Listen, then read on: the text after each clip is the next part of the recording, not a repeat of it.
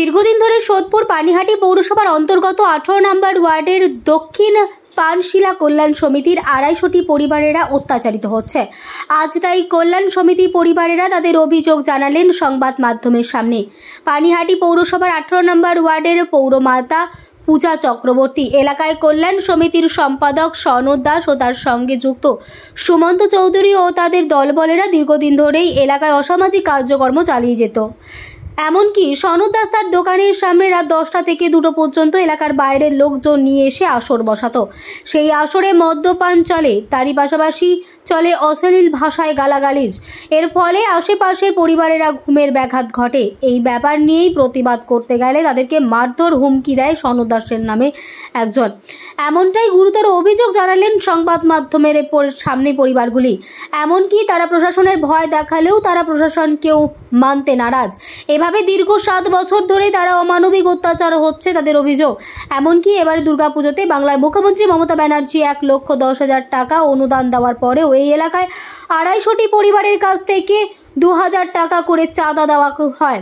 চাঁদা না দিতে পারলে পাড়ার সম্পাদক সনদ দাস ও তার দলবলেরা তাদেরকে হুমকি দেয় এবং মারধর করে বলেও অভিযোগ। 2,000 টাকা চাঁদা চাইলে এছাড়াও এমনকি তাদের বাড়ির সামনে সনদ দাসের নাম করে প্রচুর বাজি ফাটায় ও তাদের ইলেকট্রিক লাইন কেটে দেওয়ার হুমকি দেওয়া হয়। প্রতিবাদ করতে গেলে এমনই মারধর করে সনদ দাস ও তার দলবলেরা, এমনটাই অভিযোগ করেছেন তারা। বর্তমানে এখন দক্ষিণ পানশিলা কল্যাণ সমিতি পরিবারের একটাই দাবি, পুরনো কমিটিকে সরিয়ে নতুন একটি পরিচালন কমিটি গঠন করা হোক। প্রতিনিয়ত এই মানবিক যন্ত্রণা থেকে মুক্তি পেতে ও পরিবেশকে ভালো রাখতে পাড়া কমিটি পরিবর্তন চাইছেন তারা। আরও বিস্তারিত জানতে চোখ রাখুন সংবাদ মাধ্যমের পর্দায়। এখানে ফ্ল্যাটে যারা নতুন আসে তাদের সবার কাছে উনি দাবি করে যে আমাকে এত টাকা দিতে হবে, মানে সনদ দাসকে টাকা দিতে হবে। 10,000 20,000 যাই হোক, উনি চায় ফ্ল্যাটে যারাই নতুন আসবে তাদেরকে ধরতে হবে আর জোর জবরদস্তি ওনাকে দিতেই হবে। ওনার কথাই শেষ কথা। আপনি এলাকার বাসিন্দা? হ্যাঁ অবশ্যই, আমি এই এলাকায় থাকি। কতদিন ধরে আছেন? আমি তো আমার তো নতুন, এখানে বিয়ে হয়েছে 7-8 বছরও বেশি হয়ে গেছে। আচ্ছা আচ্ছা। তখন থেকে আমি শুনে আসছি উনি ফ্ল্যাটে নতুন কেউ আসলেই টাকা তোলে। বাসিন্দা আমি ফ্ল্যাটে থাকি, অঙ্কুশ অ্যাপার্টমেন্টে। আমার নাম পিঙ্কি দাসগুপ্ত। তো 22 তারিখ রাত্রিবেলা মামুনির সাথে যে ঝামেলাটা হয়েছিল তার পরের দিনই আমার হাজব্যান্ড ওকে নিয়ে সাগরদত্ত হসপিটালে যায়। তো ওখানে নাকি বলা হয়েছে আমার হাজব্যান্ড নাকি গালাগালি দিয়ে কাকে কি বলেছে। তো সেই অজুহাতে আমরা যখন রাত্রেবেলা এই রাস্তা দিয়ে যখন পাস করছি তখন বাইক দাঁড়িয়ে, আমার পেছনে আমার মেয়ে ছিল, আমার মেয়ের হাত ভাঙা। তো তখন বলেছে যে বাইক তুমি আমার মানে টবলাকে নাকি, টবলা ওর নাম, টবলাকে নাকি আমার হাজব্যান্ড নাকি গালাগালি দিয়েছে। তো আমার হাজব্যান্ড বলছে না, তোকে কোনো গালাগালি দেওয়া হয়নি। তখন সনদদা এসে বলছে ওখানে মুখে বলার কি আছে, বাইক থেকে নেমে মারধর কর। আর আমার হাজব্যান্ডকে চিটিংবাজ বলা হয়েছে, জানি না কেন চিটিংবাজ বলা হয়েছে। তো আমি তখন বলেছি তুমি কি পুলিশ থানার ওসি যে তুমি আমার হাজব্যান্ডের সমস্ত ঠিকুজি খুষ্টি বার করে রেখেছো? কিভাবে ফ্ল্যাটে থাকতে হয় দেখিয়ে দেবো, কিভাবে ফ্ল্যাটে সবাইকে মানে একটা হুমকি কিভাবে ফ্ল্যাটে থাকতে হয়, মানে মার ওকে মুখে বলার কি আছে, মুখে বলার কি যে মেরে ধরে মার। তো আমি যেটা বলতে চাই, যেটা নিয়ে আপনারা অবগত, গত 21 তারিখ রাতে আমার বাড়িতে বেপাড়ার ছেলেমেয়েরা বাড়ির নিচে অনেক বাজি ফাটায়। আর সেটা আমি ভালো মুখে প্রতিবাদ করাতে ওরা আমাকে জানায় যে সনদ দাস যে এই পাড়ার সেক্রেটারি, সে আমাদেরকে অর্ডার করেছে যে আমরা এই পাড়ারই লোক আর আমরা যা খুশি তাই করতে পারি। পায়াগতরা, বেপাড়ার বহিরাগতরা বাজি ফাটায়। আর আমি তাদের বারণ করাতে তারা বলে সনদ দাস সেক্রেটারি, ওদের সেই সম্মতি দিয়েছে ওরা যা খুশি তাই করতে পারে। তখন আমি বললাম যে এটা তো তোদের পাড়া নয়, তোদের পাড়া অন্য জায়গায়, তোরা ওখানে গিয়ে বাজি ফাটা। বললো না, আমরা সারা রাত বাজি ফাটাবো, বারংবার বাজি ফাটাবো। তোমার যদি কথা বলতে হয় মুখোমুখি ফেস টু ফেস এসে নিচে এসে কথা বলো। তো আমি নিচে ফেস টু ফেস এসে কথা বলাতে এক কথায় দু কথায় আমাদের তর্কাতর্কিও হয়। তর্কাতর্কি হওয়ার পর পাশে পাড়ায় আমার বোন থাকে, বোন এসে আমাকে বলে যে তুই উপরে উঠে যা দিদি, পুলিশ কল করা হয়েছে, পুলিশকে জানানো হয়েছে, পুলিশ আসছে।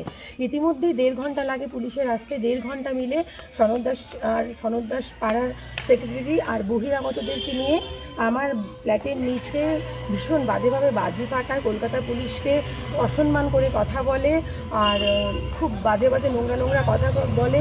ওপেন ড্রিঙ্কস করে আমাদের বারংবার শাসায়। মারপিট অনেক পরে যখন পুলিশরা চিনতে পারছিল না পুলিশরা, সেই আমি বললাম আমি কি নেমে আসবো, পুলিশদের আমি জানালাম, বললো হ্যাঁ নেমে আসো। যখন আমরা নেমে আসলাম ওরা প্রিপারেশন নিয়ে রেখেছিল আমাকে আমার মেয়েকে ধরে পেটাবে। ইভেন ওরা ইচ্ছা করে আমাদের গায়ে অ্যাট ফার্স্ট হাত দেয়।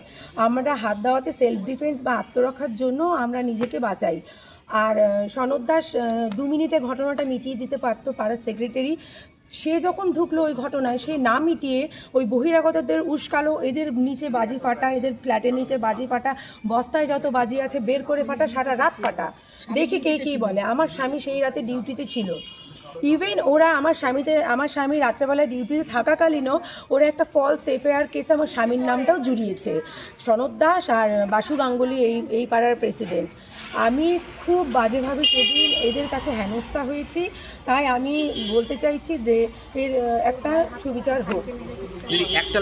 ইভেন আমাকে যখন বেপাড়ার ছেলেমেয়েরা মানে মারতে আসে, ইভেন ওখানটা মেয়েরা তো মেরেছে। কিরণ পাল বলে একটা ছেলে ভীষণ বাজেভাবে আমার গায়ে হাত দিয়ে হেনস্থা করে। যখন ওই কিরণ পাল ছেলেটা, বেপাড়ার ছেলেটা আমার গায়ে হাত দিয়ে হেনস্থা করে, তখন আমার এই যে বোনের জামাই আমাকে বাঁচাতে আসে যে এখানে মেয়েদের ঝামেলা হচ্ছে, তুমি এত বাজেভাবে ব্যাট টাচ করে আমার দিদির গায়ে কেন হামলা করছো বা হাত দিচ্ছ। তখন একে এত বাজেভাবে সৌভিক দাশগুপ্ত, প্যাটন, তার বউ পিয়ালি দাশগুপ্ত, টোবলা, কিরণ পাল ভীষণ বাজেভাবে পেটায়। অনেক পিছনে মাথা ফুলে যায়, ইভেন চেন ধরে টানে, সেই আঘাতের ছাপ আজও যায়নি। ঠিক আছে, তো এরা সনদ দাস বেপাড়ার গুন্ড পোষে। আর পাড়ারও কিছু আছে যেমন প্যাটুন, সৌভিক দাশগুপ্ত, রাজীব দাস, টোবলা, সুমন্ত চৌধুরী, সোমা চৌধুরী, টোবলা, এরা আরও অনেকেই আছে, রমা ভট্টাচার্য, রাজু ভট্টাচার্য, এদেরকে নিয়ে এই কয়েকটা টিম নিয়ে। সনদ দাস 2000 টাকা চাঁদা কেটেছিল। কি কালী পুজোর চাঁদা? দুর্গা পুজো। আচ্ছা আচ্ছা। চাঁদা কেটেছিল, তো আমি 500 টাকা দিই, সেটাও রিফিউজ করে। তো অনুষ্ঠানের শেষের দিন থেকে আমার বাড়িতে গার্বেজ ফেলা শুরু হয়। তো 2বার ফেলেছে, এবং ওকে যখন ডেকে দেখানো হয় তখন ও আমাকে বলে যে সিসিটিভি বসাও, আলো জ্বালিয়ে রাখো, দেখছি ফেলে।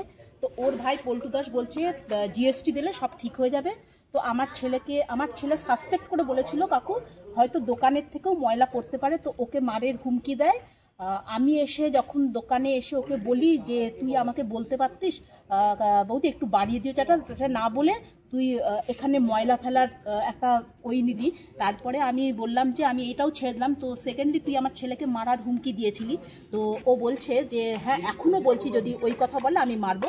তো আমি ওর ওপরও টেম্পার নিই যে তুই চল, তোর কত সাহস আছে আমার ছেলেকে মারবি। তারপর ও আমাকে এরকম করে বলছে যে দক্ষিণ পানশিলাতে আমি যা বিল লিখব তাতে এখানকার লোক দিতে বাধ্য, এবং এখানকার লোক আমার উপরে কোনো কথা বলতে পারবে না। এত বড় অর্ডার সিটি।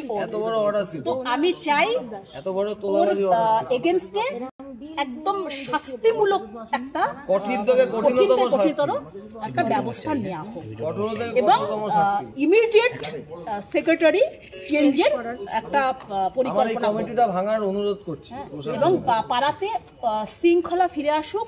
আমরা যাতে যারা ভয় পাচ্ছি তারা যেন ঠিক মতো চলতে পারি, এবং সুষ্ঠুভাবে যেন সব কিছু চলে সেটার দিকে একটু নজর দেওয়া হোক, এটাই আমার। আমি এই পাড়াতেই থাকি। মহিলারা যা অভিযোগটা করেছে এটাকে কিন্তু আমি কিন্তু ওনাদের কিন্তু সমর্থন করি, এবং এই দিক দিয়ে আমি খুব একটা যাতায়াত করি না, কিন্তু ওর এই অসভ্যতামি আমি খুব জানি, এই জন্য আমি ওর সঙ্গে কথাও বলি না। এবং হ্যাঁ, সনদ দাস এবং পাড়াতে যা ঘটছে ওর প্রশ্রয় কিন্তু এগুলো হচ্ছে কিন্তু, এবং এই শিকড় থেকে এটাকে নষ্ট করা উচিত, এবং কার অধ্যত্ত কার সাপোর্টে এগুলো করছেও তার একটা বিহিত হওয়া দরকার। এই হচ্ছে আমার অনুরোধ। এই যা বলেছে এটাকে একটু সত্য অনুসন্ধান করে আপনারা করবেন, ব্যাস এই হচ্ছে আমার কথা। এবং আমাকে ও জাস্ট অপমান করেছে, আমার বাড়িতেও যায় না, আমার বাড়িতে ওকে ঢুকতেও দিই না আমি ওর বাড়িতে আমাকে একদম থ্রেটিং দিয়েছে, তারপর থেকে আমি চুপ হয়ে গেছি। এবার এই হচ্ছে আমার বক্তব্য। আমার উপর সনদ দাস জুলুমবাজি করেছে এবং 30-40টা লোক জড়ো করে আমার উপর হামলা চালায়। দক্ষিণ পানশিলার বাসিন্দা মৌসুমী দাস বলছি। তো সনদ দাস আমাদের উপরেও এই চাঁদা নিয়ে জুলুমবাজি করে, তো এবছরও করেছে। তো আমি এই পাড়ায় আমার দিদি আক্রমণ হওয়াতে আমি এখানে এসেছিলাম এবং তাকে বাঁচাতে এসেছিলাম। তারপরে আমাকে এবং আমার হাজব্যান্ডকে সনদ দাস ও তার ওয়াইফ গোপা দাস অকথ্য ভাষায় গালিগালাজ করেছে এবং গোপা দাস আমাদেরকে মূর্তি করে মারতেও এসেছে।